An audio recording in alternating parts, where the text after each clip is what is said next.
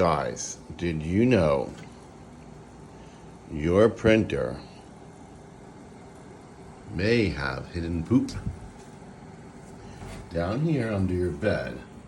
Right in there. Have you ever just reached in there and just felt around? You might be surprised what you find in there. Oh yeah, hidden poop. And what happens is that hidden poop can keep the bed from coming all the way down and resting there comfortably, and it'll grind and you won't know why.